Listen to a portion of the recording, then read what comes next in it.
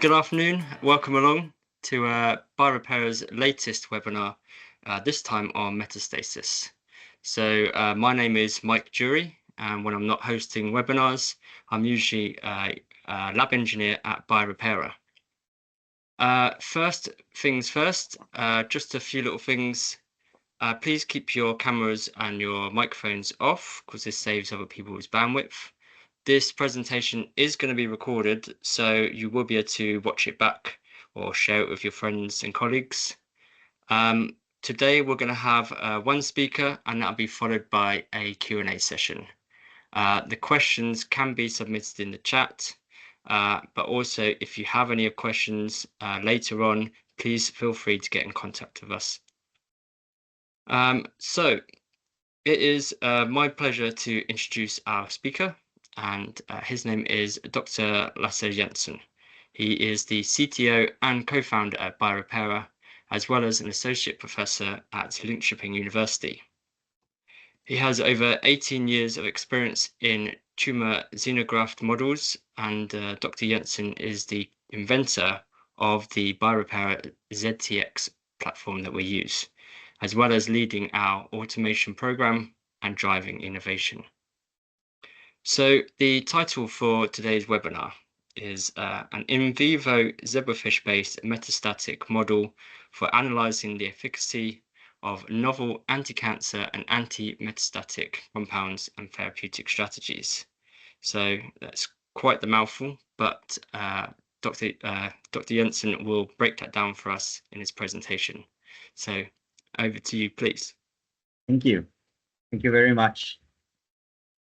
Yes, I'm going to talk to you today about using zebrafish as host organisms for understanding metastasis in basic translational and clinical cancer research. The zebrafish model is a very versatile organism, a very versatile model system. In cancer research can be used in all of these different aspects, can be used, as I will show you in the next slide, when looking at the tumor cell lines for basic research. It has many strengths in that regard. Can also be used as you're moving from in vitro studies into in vivo studies, or even from other in vivo studies such as mouse xenografts and towards clinical applications. And as I will round off today's seminar, the zebrafish PDX models can even be used within the clinical research to understand for a specific patient whether this patient is at risk of developing a metastatic disease and what the prognosis of a patient is. So this is what we will talk about today. We'll move right in with a bit more detail on how the xenograft system is established. So you take tumor cells either from a petri dish, and this can be an established tumor cell line, or it can be a complex mixture of cells, for example, derived from a tumor biopsy from a patient or from a PDX model in a mouse. These cells are then implanted subcutaneously around the yolk in what is known as the peridigitaline space of zebrafish larvae when they're 2 days old, and within 3 days from implantation, so before the zebrafish larvae is 5 days old, you can analyze the metastatic properties of the tumor cells you've implanted, both in the primary region, but also how they have moved via the bloodstream to more distant sites. You can treat these tumor-bearing fish with small molecules, as shown with this diagram, or with the biologics such as antibodies, or even with therapeutic cells. In the case of larger molecules, you would then inject the biologics or therapeutic cells either along with the tumor cells or in a separate injection. So you will then, of course, develop data on how these tumor cells have metastasized, and if that metastasis has been inhibited by the drugs you have given to the system. An example of what this can look like 3 days after tumor implantation is given here. You can see how the tumors shown in red are starting to invade the local environment where they were implanted, but also how they have moved into the bloodstream and now disseminated via the vasculature to this distant site known as the caudal hematopoietic plexus, which is the main site for metastasis in this system.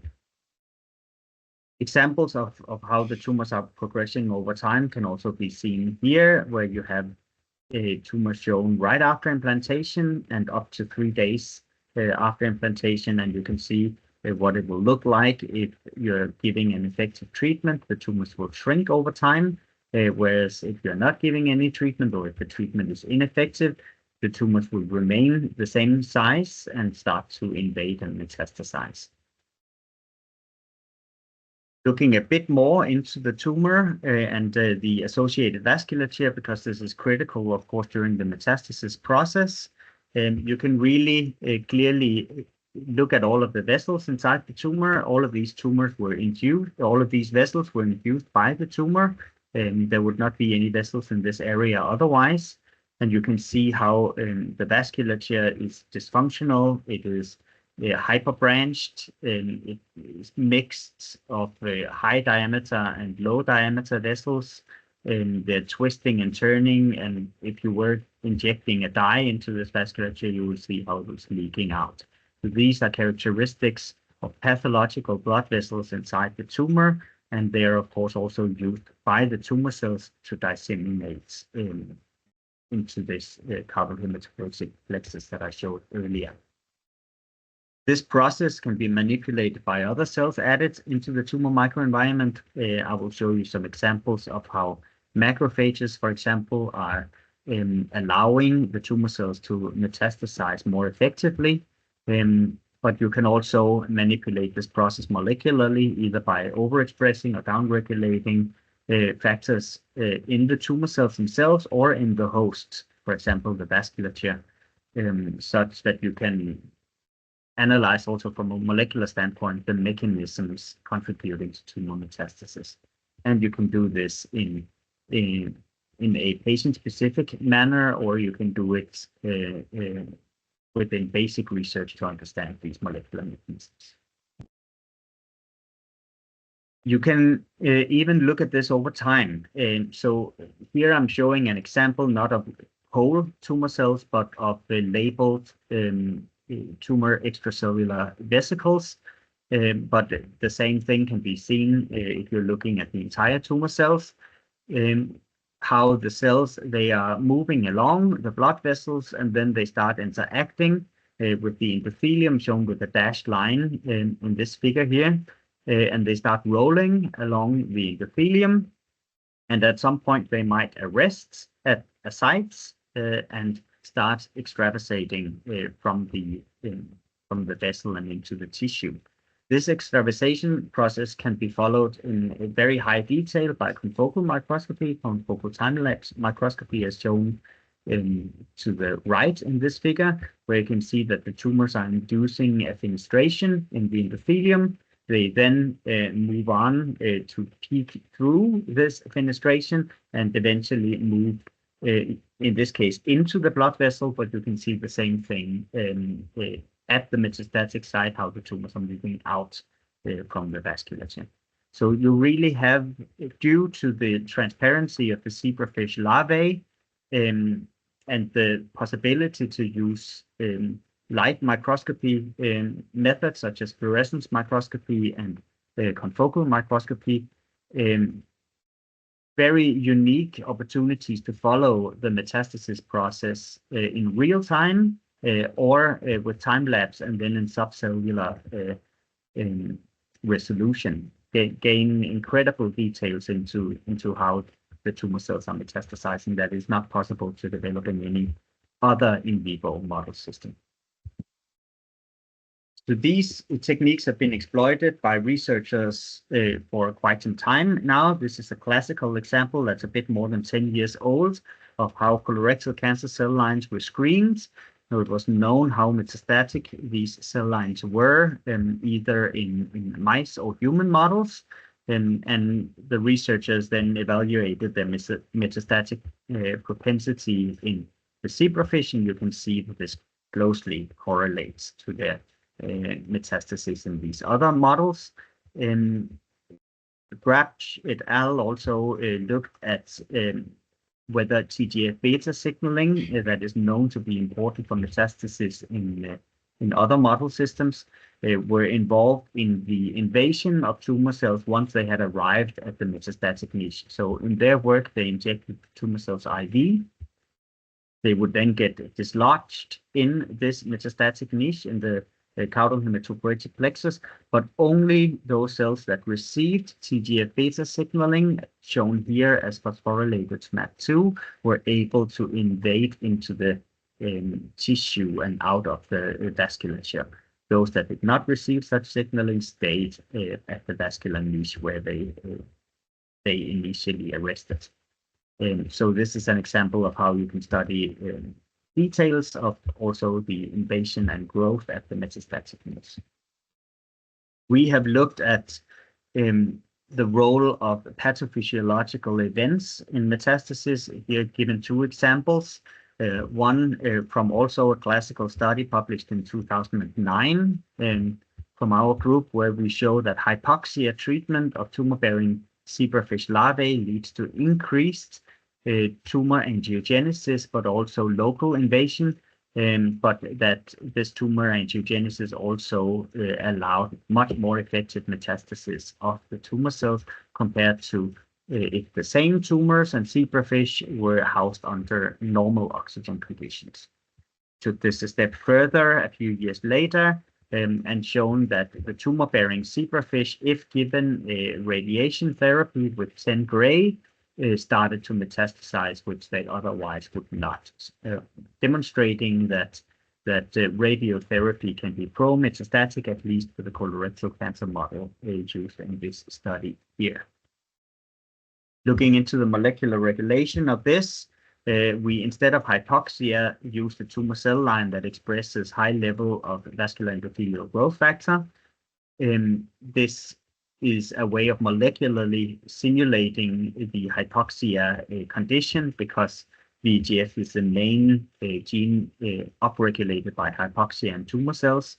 And we saw a similar phenotype when, instead of hypoxia upregulating VEGF alone, you get very high density blood vessels into the tumor, increased local invasion, but also increased metastasis to the caudal hematopoietic plexus, which I'm not showing here, but that we can see in the paper. It was the same paper as shown here from PNAS in 2009. In this study, we also downregulated the receptor for VEGF on the zebrafish's endothelial cells using a morpholino for vascular endothelial growth factor receptor 2, and saw that when doing this, you could block the tumor angiogenesis process, block the local invasion, but also block the distal metastasis into this caudal hematopoietic niche. But this gives you the opportunity of up or down regulating specific molecules either in the tumor cells or in the host to tease out the mechanisms involved in the metastatic process that a certain tumor cell line that you're interested in may have. Going up in complexity a bit, we looked at the role of tumor-associated macrophages in two different ways. We first isolated monocytes from healthy donors and activated these with by co-implantation with the tumor cells that were either treated with estrogen, so these were MCF7 breast cancer cells that are estrogen receptor positive, or that were not treated with estrogen. And only the estrogen treated tumor cells were able to express CCL2 and CCL5 that polarized the co-implanted monocytes to become M2 macrophages that in turn led to the augmented metastasis of these breast cancer cells. We can see here that without monocytes, estrogen-treated breast cancer cells did not metastasize by themselves. They also did not metastasize if they were not treated with estrogen, but did include the monocytes. Only the monocytes and estrogen treatment combined led to an increased metastasis of the breast cancer cells, and this could effectively be blocked by antibodies targeting CCL2, CCL5, or their combination. We were also interested in looking at whether the TAMs isolated from actual patients' tumor tissue demonstrated the similar capability of inducing metastasis of otherwise non-metastatic cells. And this is what we're showing here. So the TCs, the tumor cells, are shown in red. They did not metastasize alone. If you added tumor-associated macrophages isolated from a metastasis-negative endometrial cancer biopsy, they were not able to induce hematogenous dissemination to the caudal hematopoietic plexus. But if you used either an endometrial cancer that had metastasized in the patient or a metastatic colon cancer tissue as a basis for isolating the tumor-associated macrophages, these macrophages now retained the capacity to train also the non-metastatic tumor cells to metastasize. So they led to a greatly augmented metastasis in the zebrafish. So demonstrating that the TAMs in this case were critical as a factor for helping the tumor cells metastasize also in the patients. Going one step further in complexity, we have recently, in 2022, published a study looking at non-small cell lung cancer PDX models. So here we move away from a defined population of tumor cells, established tumor cell lines, and single cell populations, for example, TAMs, and the combination of the two, but instead moving towards a complex mixture of cells found in real tissues. This was PDX models generated by Charles River from real patient biopsies. We studied, in this specific case, 24 biopsies, 9 coming from patients without lymph node involvement and 15 coming from non-small cell lung cancer patients that also had tumors disseminated to their lymph nodes. We could see that the lymph node positive patients gave rise to models that metastasized much more in the zebrafish models compared to those established from patients without lymph node involvement. And at a cutoff of 5, so if we basically say we want to attempt diagnosing whether a patient has lymph node positive or negative disease, and we would then consider a metastasis of 5 or more being indicative of lymph node positive disease, we would find that all of the models with 5 or more metastasized cells in the zebrafish came from patients with lymph node positive disease. So this would be a highly sensitive way of finding these some of these patients with lymph node positive disease, but of course there are also some patients with less metastasis. So it's not a very specific way of diagnosing these patients, but it's very sensitive. We did a similar study for breast cancer, looking at grade 1, 2, or 3 breast cancer models, also a series of PDX models from Charles River. And we could see that also in this case, the higher grade, clinical grade, the more metastasis we would see in the zebrafish model. So also for breast cancer, there's a very good correlation between increased invasiveness and dissemination in patients and in the zebrafish. We've looked at this no longer in PDX models that are expanded in mice through several generations, but in actual real fresh patient biopsies. So biopsies that have not been in any cell culture dish or in any mouse, but comes directly from the patient and into the zebrafish. This is an example of such a study looking at material collected from transurethral resections of urinary bladder cancer patients, and looking at whether they had metastatic disease at the time these tumors were resected, or if they developed metastatic disease within 3 months, within 6 months after resection. And in fact, those models that were the most metastatic in the zebrafish, so after the patient's tumor was implanted in zebrafish, if we saw 8.5 or more metastasized cells, those models would in every case either be derived from a patient with metastasis at the time, or that developed metastasis within 6 months. So probably already had disseminated cells at the time of resection. Again, a very sensitive way of identifying these patients with established metastatic disease or that will develop metastatic disease within a short period of time. We went further with this and looked at ovarian cancer patients as well.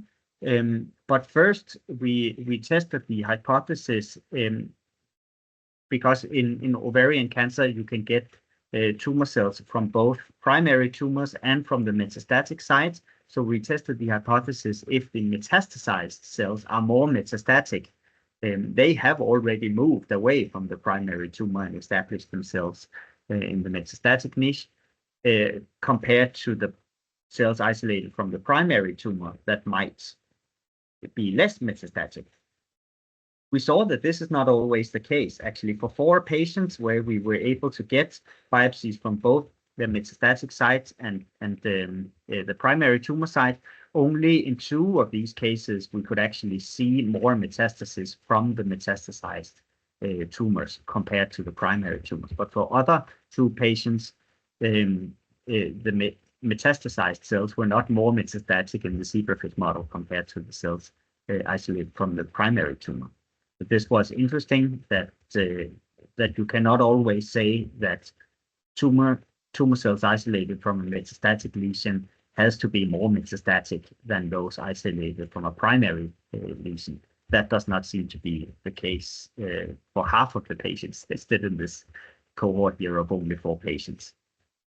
But getting back to the question of to what extent metastasis in the zebrafish correspond to progression or not, we could see here, looking at a large cohort of patients, that those patients with early progression after surgery and adjuvant treatment with the carboplatin and paclitaxel, they generally had a high metastatic profile or a metastasis above a cutoff of 6 cells in the zebrafish model. So 3 or 4 patients with short progression-free survival also gave the tumors that metastasized a lot in the fish, and only 3 of the many patients that luckily had a long progression-free survival were highly metastatic in the fish, whereas the majority of these patients had low metastasis in the zebrafish. You can also see here that the zebrafish model was able to accurately distinguish between patients that had stage 1 or 2 disease and those that had stage 3 disease. Was less effective at stage 4 for some reason, but could clearly distinguish between stage 1, 2 or stage 3. So hopefully we have been able to convince you that the zebrafish model can give you a lot of information both into the intricate details of metastasis, how tumor cells move away from the primary tumor into the blood vessels, along the blood vessels, but also out from the blood vessels at the metastatic site. This can be investigated in molecular detail by upregulating or downregulating genes either in the tumor cells or in the host. And you can study in a translational manner or even within a clinical setting how metastatic a tumor from a certain patient is, and then of course look further into the mechanisms of this, or how a certain drug shown with a few examples here, for example, CARPAC in the ovarian cancer situation, or CCL2, CCL5 in the basic tumor research situation, how those are able to affect or not affect metastasis. So let us know if we can help you with such studies. Otherwise, good luck using your zebrafish model for understanding metastasis. Great. That was a really great presentation. Thank you very much for that. So we're now going to start the Q&A session, and I would urge anyone who has any questions to post it into the chat. We have had some questions already submitted, but I'm going to use my hosting privilege and ask my question first, if that's okay. So I like the bit you said about that the metastatic, the tumor cells found in the metastasis aren't necessarily more metastatic. But I do wonder, do the metastatic tumors, do they always develop changes in their phenotype?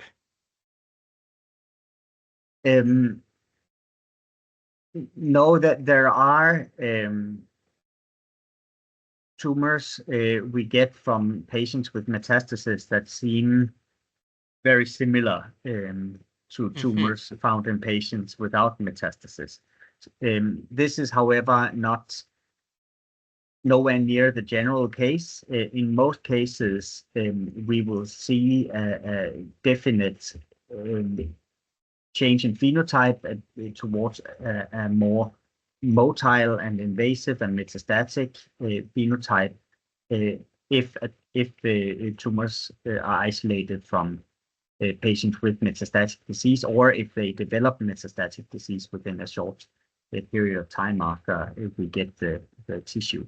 So you cannot say that it's always associated with a clear change in phenotype within the zebrafish model system, but it's often the case. It's perhaps 80 to 90% in our experience coupled to phenotypic change. Right. We've had a question come in. Have you used your model for ATMP drugs?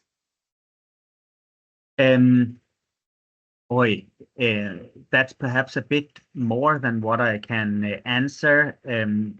Within BioReperia, we've had a number of customers looking at the drug efficacy in the zebrafish model system, and some of them may have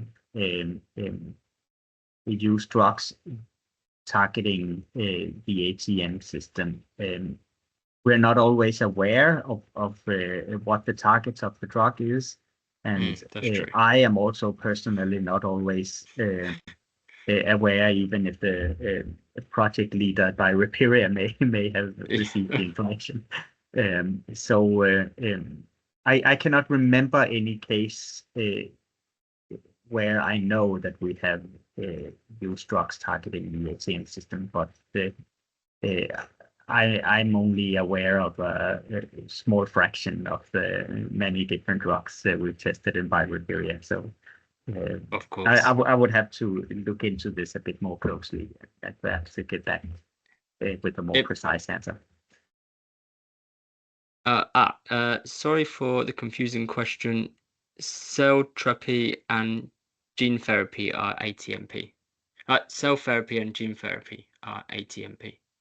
Aha, okay. So, I had a different abbreviation in mind. I'm sorry. There's too many abbreviations.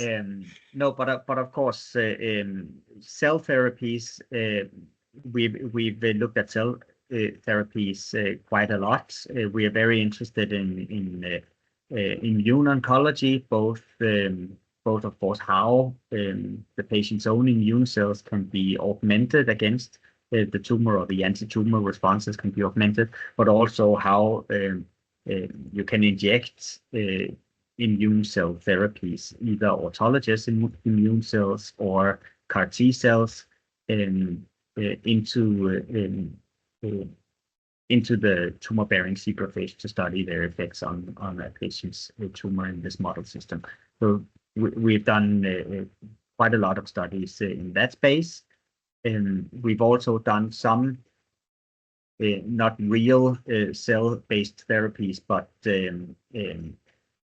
for example, NK cell encapsulated drug delivery vehicles. So they're the size of a cell, but the cytosol of the cell has been exchanged with a drug delivery vehicle instead. Gene therapies, we've not done so much as far as I know, but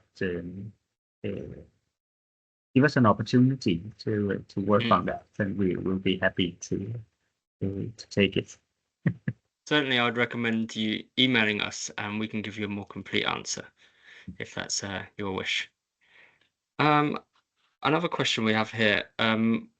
Would you expect that using PDX models over cell lines would give a more enhanced metastatic ability? No, not necessarily. We've used quite a lot of PDX models that are not particularly metastatic, and we've used some that are very highly metastatic, and the same thing with the cell lines. Some are not metastasizing, and others are Cell type metastasizing. dependent then? It's highly cell type dependent or tumor dependent in case of the PDX models. So if you were to study metastatic, then you could use PDX models or cell lines, depending on your needs. Yes, the cell lines give you other opportunities than the PDX models, and the PDX models are perhaps considered a bit closer to a clinically relevant situation. So it really depends on the research question. What I would recommend, if you want to validate a target, for example, studies in a cell line might be more appropriate. If you want to look at interpatient variation in responses, how robustly can I induce a response with a given drug, then I would recommend PDX models. Okay, that's very good to know. We have a question here. It's a bit out there maybe, but do you think you could make a comparison between how far or how quickly metastatic cells travel in a zebrafish to how it may travel or react in a patient? You've made some comparisons there, but I wonder if you could go further with the comparison. Yes, it's an interesting point. We have not really looked at the kinetics in the zebrafish. You can, of course, consider whether rapid metastasis in the zebrafish also may be associated with an even more aggressive phenotype in the patient. I don't know. Personally, I'm not. I mean, my feeling is that the kinetics are less important than the amount of metastasis, but that's just based on some metacognition based on all of the experiments we've done. We have not done any real studies to analyze that, so it would be interesting to look into it if that's of interest. Also, you touched a little bit on angiogenesis and how that has a role within metastasis. So can you use the zebrafish model to measure angiogenesis within these tumors? Yes, certainly. This has been done both by us here at BioReperia, by my research group at Linköping University, and by many others around the world. So the zebrafish model was and even the zebrafish tumor model was initially developed to study tumor angiogenesis, and many studies have been carried out within that space since it came out in 2007, I think. Right. Okay, that's cool. I don't think we have any more questions in the chat. So if I could just ask you this one last question. Would you say that metastatic cancers present a greater challenge for treatment and treatment strategies? Certainly. So this is, I think, something that many clinicians would agree with me, that the metastatic patients are much more difficult to treat effectively than those captured early enough before they develop metastatic disease. This is, of course, relates to both medical treatment, but also very much surgical treatments that is almost impossible patients who developed metastatic disease. I guess that's where a better diagnosis then comes in as well. Yes. Okay. I think we've been talking for quite a while now. So if there's any more questions that you have, I can leave the chat open and we can get back to you, or I urge you to email us. We're always happy to reply to any questions you might have. We do like to talk about this stuff, so please drop us an email. Hang on, I have one more question. Okay, we'll finish with this question. Can you combine your disease model with your metastatic model, like neurological cancer, for example? Yes, I'm not sure what kind of disease model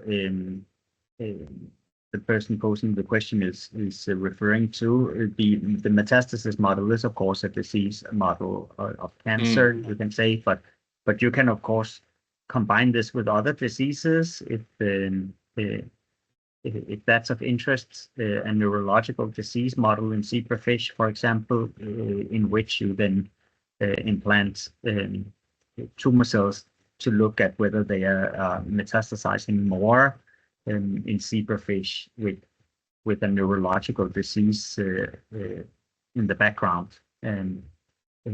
So yeah, there's a lot of opportunities to combine things. Also, if you are interested in understanding what happens if we have an established tumor and now are injecting tumor cells IV, for example, and having them metastasize, will the presence of a primary tumor influence the other tumor cells injected and present in the metastatic niche?